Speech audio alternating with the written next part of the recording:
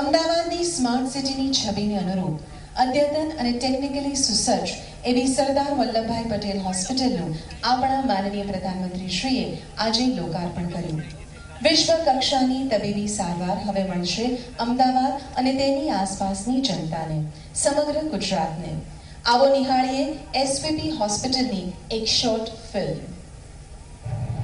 સૌને મળશે વિશ્વ સ્તરીય ગુણવત્તાની સારવાર. પ્રેમથી અને કાળજીથી થશે ઇલાજ. હવે આપની સેવામાં સમર્પિત આપણા માનનીય પ્રધાનમંત્રી શ્રી નરેન્દ્રભાઈ મોદીના જન્મમાત્રને શ્રેષ્ઠ આરોગ્ય સેવાઓ આપવાના સપનાનું સાકાર સ્વરૂપ. ગુજરાતના માનનીય મુખ્યમંત્રી શ્રી વિજયભાઈ રૂપાણીના દ્રઢ નિશ્ચય અને પ્રતિબદ્ધતાના પરિણામે અમદાવાદ મહાનગરપાલિકા દ્વારા નિર્મિત સરદાર વલ્લભભાઈ પટેલ વિસ્તારમાં 17 માળની અને 78 મીટર ઊંચી 1500 બેડવાળી રૂપિયા 750 કરોડના ખર્ચે તૈયાર થયેલ અત્યાધુનિક પબ્લિક હોસ્પિટલ.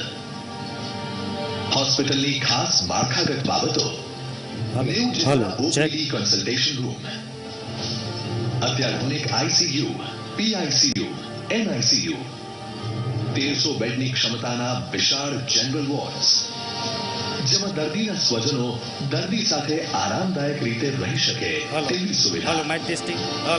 તેમજ 200 જેટલા સ્પેશિયલ બેડની સુવિધા, એર એમ્બ્યુલન્સ માટે હેલિપેડ સુવિધા, નવીનતમ ટેકનોલોજી અને ઉપકરણોથી સજ્જ તમામ 32 ઓપરેશન થિયેટર્સની સાથે 2-વે ઓડિયો વિડિયો કમ્યુનિકેશનથી જોડાયેલું 300 બેઠકોની ક્ષમતાનું હાઈટેક ઓડિટોરિયમ. પ્રથમવાર પબ્લિક હોસ્પિટલમાં અત્યાધુનિક ન્યુમેટિક ટ્યુબ સિસ્ટમ પીટીએસ દ્વારા માનવ સંસાધનના ન્યૂનતમ ઉપયોગથી દવા, બ્લડ અને અન્ય સેમ્પલની નિષ્ણાતથી દવા, બ્લડ અને અન્ય સેમ્પલની હેરફેર, પૌષ્ટિક ભોજન અને નિષ્ણાત ડાયટિશિયન્સની સલાહ પૂરી પાડતી કેટરિંગ સેવા. માનનીય વડાપ્રધાન શ્રીના ડિજિટલ ઇન્ડિયાના સ્વપ્નને અનુરૂપ patient registration, medical recording, radio imaging, laboratory reports, medical equipment stock keeping માટે હોસ્પિટલ ઇન્ફોર્મેશન સિસ્ટમ અને ડિજિટાઇઝેશન. સ્માર્ટ સિટી અમદાવાદના વિઝનને આગળ ધપાવતું 9 કિલોમીટરનું ફાઇબર નેટવર્ક, વાઈફાઈથી સુસજ્જ સંપૂર્ણ સંકુલ, 600 જેટલા સીસીટીવી કેમેરા, 7,000 નેટવર્ક પોઈન્ટ. સ્વચ્છ ભારતના નિર્ધારને વળગી રહી હોસ્પિટલ માટે ઉચ્ચ દરજ્જાની પ્રોફેશનલ હાઉસકીપિંગ સર્વિસ. સામાન્ય નાગરિક પણ અત્યાધુનિક પબ્લિક હોસ્પિટલમાં સારવાર મેળવી શકે તે માટે આયુષ્માન ભારત અને મુખ્યમંત્રી અમૃતમ યોજનાઓ સાથે જોડાણનું આયોજન. સ્વાસ્થ્ય સુવિધાઓની કાયાકલ્પ કરવાના અમદાવાદ મહાનગરપાલિકાના સંકલ્પના ફળ સ્વરૂપે આજે તબીબી સારવાર ક્ષેત્રે જોડાઈ રહેલ છે એક નવો અધ્યાય, એટલે કે એસવીપી.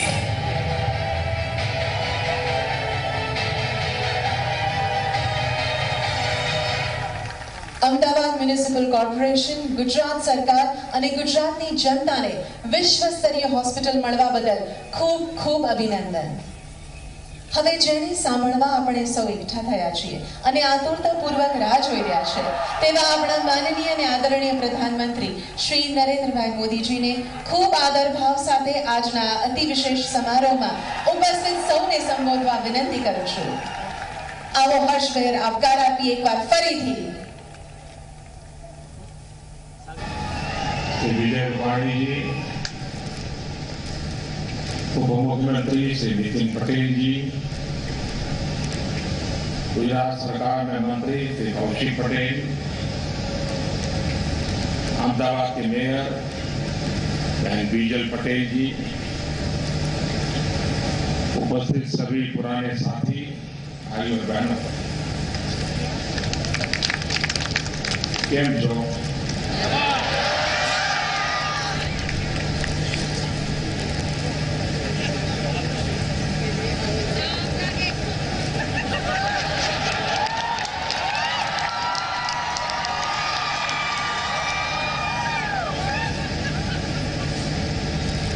नए साल में गुजरात का ये मेरा पहला दौरा है। आप सभी को एक बार फिर नववर्ष की बहुत बहुत शुभकामनाएं। ये त्योहारों का समय है। आने वाले समय में अनेक त्योहार आने वाले भी हैं। उत्तरायण का पावन उत्सव आप सभी ने बड़े धूमधाम से मनाया। गुजरात में एक और उत्सव कल से शुरू होने वाला है। वाइब्रेंट गुजरात सम्मेलन में हिस्सा लेने के लिए दुनिया भर से लोग यहां जुटे हैं। व्यापार और कारोबार की दुनिया के बड़े बड़े नाम, उनको गुजरात अपना लगने लगा है। नए भारत की नई व्यवस्थाओं के कारण उनको गुजरात अपना लगने लगा है। नए भारत की नई व्यवस्थाओं के कारण व्यापार और कारोबार में भी उत्सव का माहौल, और यही तो गुजरात की विशेषता है। साथियों, उत्सव का आनंद तब और अधिक आता है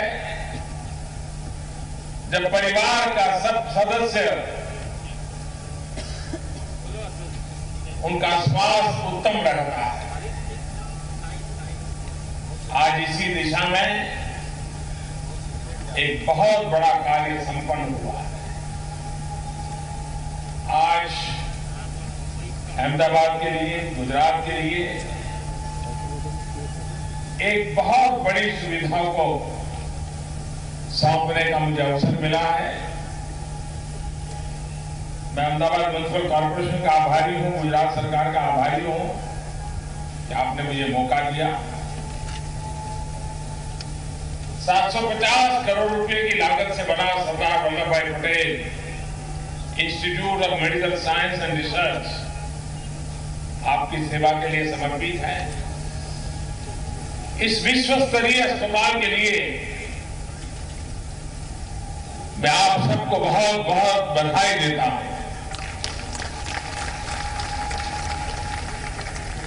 साथियों, देश सरदार साहब को एक कुशल प्रशासक, विजनरी नेता, सरदार साहब स्वच्छता और जन आरोग्य को लेकर के भी बहुत आग्रही थे। इसी भावना के तहत उन्होंने अनेक स्वास्थ्य सुविधाओं के निर्माण में अपना योगदान दिया। जब वे इस नगर के अध्यक्ष थे, मेयर थे, उस समय भी स्वच्छता और स्वास्थ्य ये अहमदाबाद म्युनिसिपल कॉर्पोरेशन का उस समय म्युनिसिपालिटी हुआ करती थी, एक प्राइम एजेंडा हुआ करता। और सरदार साहब की आत्मा जहां भी होगी, जिस शहर से उन्होंने अपना राजनीतिक दायित्व का प्रारंभ किया था, उस शहर का इस प्रकार से फलना फूलना, ऐसी बड़ी अस्पताल बनना, सरदार साहब जहां होंगे वहां उनके आत्मा को जरूर शांति मिलती है। और इस कार्य से जुटे आप सबको सरदार साहब के अनेक अनेक आशीर्वाद भी प्राप्त होते रहेंगे, मेरा विश्वास है। अहमदाबाद में बना ये नया और आधुनिक अस्पताल भी मैं समझता हूं स्वास्थ्य सेवाओं की दुनिया में अपने आप में अपना एक महात्मा बना हुआ है। साथ ही इस अस्पताल का थोड़ी देर पहले मैंने निरीक्षण किया। मैं वाकई कहता हूं, मैं मंत्र मुग्ध हूं। और सच में, और जब एक सपना सच होता है, अपनी आंखों के सामने उसको देखने का मौका मिलता है, इतना संतोष होगा, इसके लिए आप कल्पना भली भांति कर सकते हैं। 2011-12 में जब इस विषय की हम चर्चा कर रहे थे, तब भी न जाने कैसी कैसी नकारात्मक बातें चलती थी बाजार में, कैसे कैसे मन गहन आरोप लगते थे। लेकिन आज जो भी इसे देखेगा उसे जरूर संतोष होगा कि सामान्य मानवीय के जीवन में ऐसी व्यवस्थाओं का कितना महत्व होता है। और देश में बहुत शायद कम कॉर्पोरेशन होंगे जो अपनी निर्धारित सेवाओं को जिम्मेवारी के अतिरिक्त इस प्रकार की जिम्मेवारियों को संभालते हो और उसको उत्तम तरीके से, आधुनिक तरीके से दुनिया की बराबरी करने वाली व्यवस्था बनाते हो, ऐसा बहुत कम नजर आता है। और इसलिए अहमदाबाद म्युनिसिपल कॉर्पोरेशन विशेष रूप से अभिनंदन के अधिकारी है। इस काम को करने वाले जिन को जिम्मा मिला, क्योंकि करीब 2012 से चल रहा है, जिन को जिम्मा मिला, जिन लोगों ने अपना समय दिया, अपनी बुद्धि, कौशल्य, सामर्थ्य को समर्पित भाव से लगाया, जिम्मा मिला, जिन लोगों ने अपना समय दिया, अपनी बुद्धि, कौशल्य, सामर्थ्य को समर्पित भाव से लगाया, वे सभी अभिनंदन के अधिकारी हैं, जिसके कारण आज एक ऐसा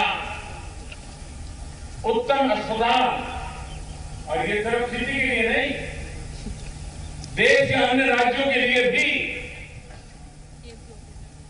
और ना समझोगे वर्ल्ड क्लास अस्पताल के मुकाबले का अस्पताल, यहाँ के कमरे हो, बेड हो, या फिर यह पूरा कैंपस, आधुनिकता और पर्यावरण का भी पूरा ध्यान रखा गया है। 1500 बेड की सुविधा वाला यह अस्पताल अहमदाबाद की स्वास्थ्य सुविधाओं को बहुत उच्च स्तर पर ले जाने वाला है। ये यहां का पहला ऐसा सरकारी अस्पताल है जहां अपना हेलीपैड है, एयर एम्बुलेंस को उतारने की सुविधा है। साथियों, मुझे याद है कि 1-2 दशक पहले तक गुजरात में न सिर्फ अच्छे सरकारी अस्पतालों का अभाव था, बल्कि इनके लिए डॉक्टर और दूसरे मैन पावर की आवश्यकता होती थी, उसकी भी बहुत बड़ी कमी थी। सरकारी अस्पतालों में से जाने से लोग बचते थे और प्राइवेट अस्पतालों में इलाज कर पाना सिर्फ स्वाधन संपन्न लोगों के लिए ही बस में था, वही कर पाते थे। और ये चीजें मन को पीड़ा करती थी। इसी स्थिति से गुजरात को बाहर निकालने के लिए सरकार ने अनेक नीतिगत फैसले लिए थे। हमने नए सरकारी अस्पताल बनवाने, नए मेडिकल कॉलेज बनवाने और मेडिकल सीटों की संख्या बढ़ाने पर सबसे ज्यादा जोर दिया। मुझे अब ये देखकर खुशी होती है कि आज गुजरात न सिर्फ गुजरातियों को बल्कि दूसरे राज्यों और दूसरे देशोच के लोगों को भी बेहतर स्वास्थ्य सुविधाएं उपलब्ध कराने में एक सक्षम इकाई के रूप में खड़ा हुआ है। पिछले 1.5 दशक से गुजरात में मेडिकल टूरिज्म भी बढ़ा है। अब विदेश से स्वास्थ्य लाभ के लिए लोग गुजरात आते हैं और सरदार साहब के नाम पर बना ये अस्पताल अब यहां के हेल्थ सेक्टर को और ज्यादा मजबूती देगा। और सबसे अहम बात ये कि आयुष्मान भारत योजना से जुड़ने वाला ये एक और अस्पताल है। आम तौर पर होता यह है कि इतने आलीशान, इतने भव्य अस्पताल में पैर रखने से भी गरीब घबराता है। वो मानता है कि इतनी चकाचौंध में इलाज तो बहुत महंगा ही होगा। लेकिन मुझे बहुत संतोष है कि सरदार साहब को समर्पित इस अस्पताल में आयुष्मान योजना के तहत गरीब का मुफ्त में इलाज होगा। भाइयों और बहनों, आयुष्मान भारत प्रधानमंत्री जन आरोग्य योजना ने बहुत ही कम समय में गरीब से गरीब के भीतर स्वास्थ्य के संबंध में सुरक्षा का भाव जगाया।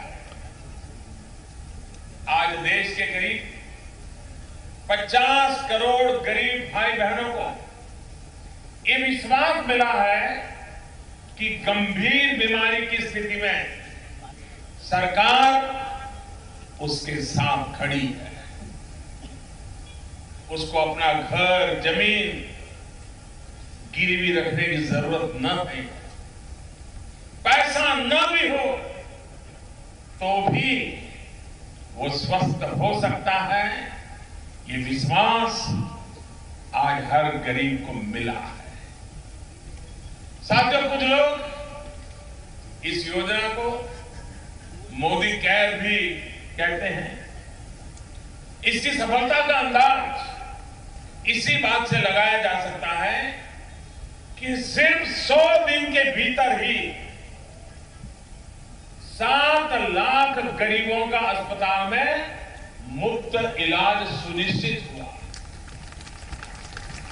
इस योजना के तहत अब हर दिन एवरेज औसतन 10,000 गरीबों को मुफ्त इलाज मिल रहा है। अभाव के कारण वर्षों वर्षों तक ये लोग, ये परिवार इलाज नहीं करवा पा रहे थे। अगर मुसीबत आ भी गई तो कहता अब कितने दिन जीना है, परेशानी झेल लेंगे, बच्चों को कर्ज के अंदर डुबो करके नहीं जाना है। और इसलिए परिवार के लोग पीड़ा सहते थे पर उपचार नहीं करवाते थे क्योंकि संभव नहीं था। आज इनको आयुष्मान भारत का सहारा मिला है। साथियों, देश के हर नागरिक का स्वास्थ्य बेहतर रहे, इसके लिए सरकार दिन रात में काम में जुटी है। सरकार का यह निरंतर प्रयास है कि देश के गरीब को, मध्यम वर्ग के परिवारों को कम से कम कीमत में उत्कृष्ट स्वास्थ्य सुविधाएं मिले। इसके लिए केंद्र सरकार ने जेनरिक दवाओं को भी प्राथमिकता दी है। हमने प्रधानमंत्री जन औषधि केंद्र खोलने का एक अभियान चलाया। अभी तक देश भर में करीब 5,000 से ज्यादा केंद्र खोले जा चुके हैं। इन केंद्रों पर जेनरिक दवाएं मार्केट रेट से लगभग 50% सस्ती हैं। जो दवाई 1,000 रुपए में आती है वो 350, 400, 500 रुपए में मिल जाती है। इन केंद्रों से विशेष तौर पर उन परिवारों को लाभ हुआ है जिनको डायबिटीज जैसी बीमारियों के चलते नियमित रूप से दवाएं लेनी पड़ती है। इतना ही नहीं, सरकार ने बीते 4.5 वर्षों में 850 से अधिक दवाओं और सर्जरी के सामान की अधिकतम कीमत निर्धारित की है। उससे ज्यादा नहीं ले सकते हैं और उसका परिणाम ही आया है कि आज सर्जरी का सामान हो, दवाइयां हो, ये सस्ते में उपलब्ध संभव हुई।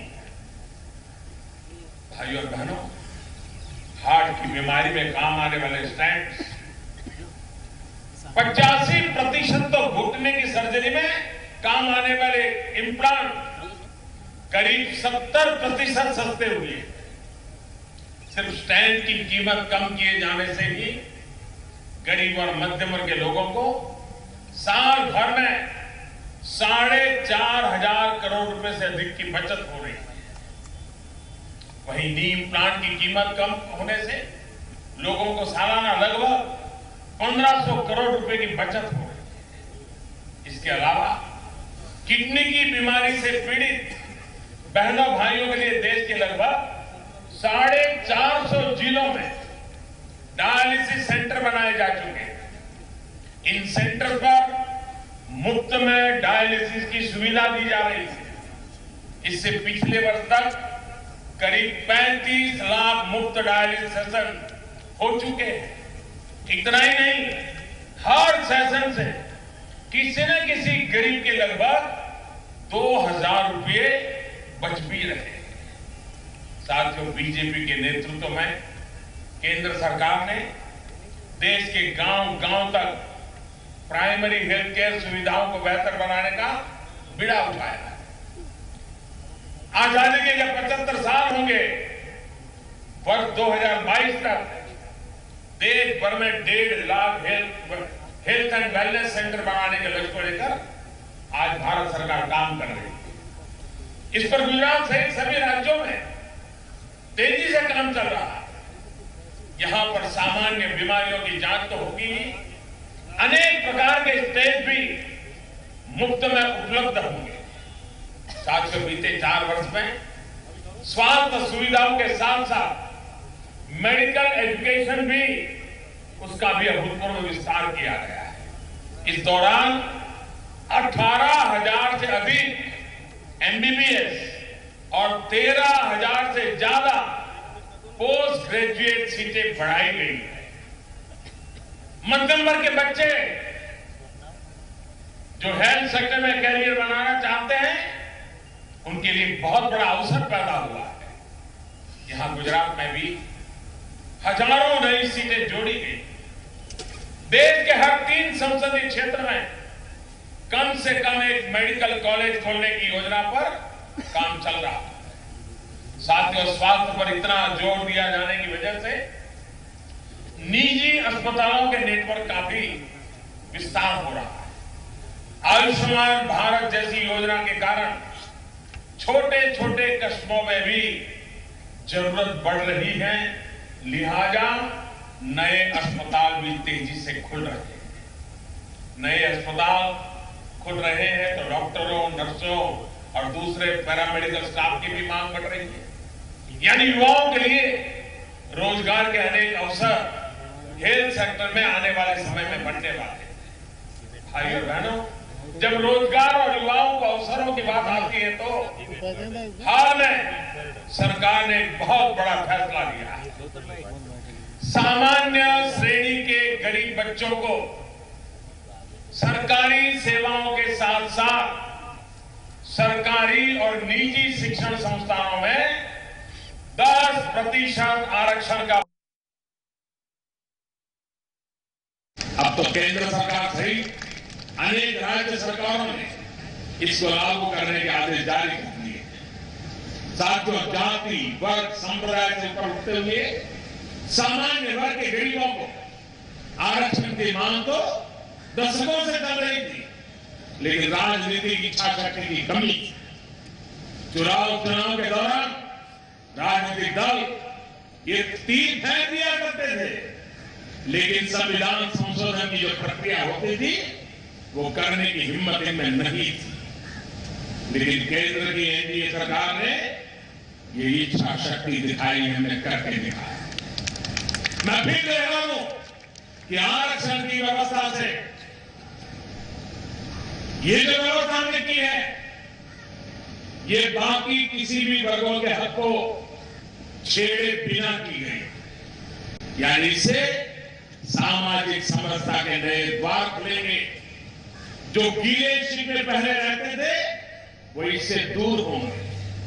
साथियों, केंद्र सरकार ने ये फैसला भी किया है कि शिक्षण संस्थाओं में इस नए आरक्षण का लाभ इसी साल नए सेशन से मिलेगा।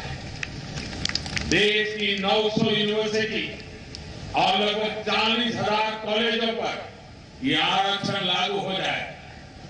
इसमें टेक्निकल, नॉन टेक्निकल, मैनेजमेंट हर प्रकार के संस्थानों में यह व्यवस्था लागू हो जाएगी। इसके लिए जल्द ही जरूरी आदेश जारी हो जाएंगे। इतना ही नहीं, नई व्यवस्था का मौजूदा सीटों पर असर ना पड़े, इसके लिए संस्थानों में सीटों की संख्या भी 10% बढ़ाई जाएगी। भाइयों और बहनों, हमारी सरकार देश में अवसरों की समानता के प्रति प्रतिबद्ध है। नए भारत की शक्ति हमारी युवा शक्ति है। युवा शक्ति अपनी ऊर्जा का सही उपयोग तभी कर पाएगा जब उसको उपयुक्त अवसर मिलेंगे। अवसरों में भेदभाव से प्रतिभा पर असर पड़े, ये बातें पुरानी कर दी है। समानता के लिए बीजेपी का समर्पण हमारे संस्कारों से, हमारे संघर्ष से जुड़ा है। हमें पता है कि गरीब का संघर्ष क्या होता है और इसलिए हम पूरी निष्ठा के साथ समाज के हर क्षेत्र में समान अवसरों के लिए प्रतिबद्ध है। भाइयों और बहनों, अवसरों के अभाव में कोई पीछे ना रहे। मध्यम वर्ग हो या गरीब, शहर हो या गांव, देश का कोई वर्ग, कोई भी कोना विकास से ना छूटे, इसके लिए सरकार लगातार काम कर रही है। यही सबका साथ, सबका विकास है और यही न्यू इंडिया के निर्माण के लिए हमारा रास्ता है। हम सभी को मिलकर इस रास्ते पर पूरी रफ्तार से चलना है। इसी आग्रह के साथ मैं एक बार फिर आप सबको इस नई स्वास्थ्य सेवाओं के लिए बहुत बहुत बधाई देता हूं। लेकिन अस्पताल के उद्घाटन में ये तो नहीं कह सकते कि अस्पताल भरा रहे। मैं तो चाहूंगा कि ऐसी स्थिति ना आए, किसी को अस्पताल आना ही ना पड़े। लेकिन अगर आना पड़े तो पहले जब आए थे, पहले थे उससे ज्यादा अच्छे बन करके जाएं। ये मेरी आप सबको शुभकामना है। बहुत बहुत धन्यवाद। फिर से एक बार अहमदाबाद म्युनिसिपल कॉरपोरेशन को उनके इस सफल प्रयास के लिए अनेक अनेक साधुवाद देता हूं। धन्यवाद। माननीय प्रधानमंत्री श्री, आपके उत्साहपूर्ण संबोधन के लिए आपका बहुत बहुत धन्यवाद। સદૈવ જેવો દીર્ઘદ્રષ્ટા રહ્યા છે, સામાન્ય માણસને વિવિધ સ્કીમ દ્વારા સહકાર આપ્યો છે, જેમને પ્રત્યેક ભારતવાસી જીવન સ્તરને ઉચ્ચ સ્થાને લઈ જવાનો નિરંતર પ્રયાસ કર્યો છે, તેવા માનનીય પ્રધાનમંત્રીશ્રીનો આ ઇવેન્ટમાં પધારી શોભા વધારવા માટે અમે હૃદયપૂર્વક આભાર માનીએ છીએ। સાથે આભાર માનીએ છીએ માનનીય મુખ્યમંત્રી શ્રી વિજયભાઈ રૂપાણીનો, માનનીય નાયબ મુખ્યમંત્રી શ્રી નીતિનભાઈ પટેલનો, માનનીય મહેસૂલ મંત્રી શ્રી કૌશિક। तो एसवीपी હોસ્પિટલનું ઉદ્ઘાટન થઈ ગયું છે। પીએમ મોદી અત્યાધુનિક હોસ્પિટલનું ઉદ્ઘાટન કર્યું છે। 750 કરોડના ખર્ચે આ હોસ્પિટલ બની છે। પ્રધાનમંત્રી નરેન્દ્ર મોદીએ કહ્યું કે જ્યારે મુખ્યમંત્રી હતા ત્યારે આ સ્વપ્ન જોયું હતું અને આખરે જ્યારે સ્વપ્ન પૂર્ણ થાય છે ત્યારે એક સંતોષ થાય છે। ગરીબો માટે આ ફાયદો થશે। અત્યાધુનિક હોસ્પિટલનું ઉદ્ઘાટન કરવામાં આવ્યું છે।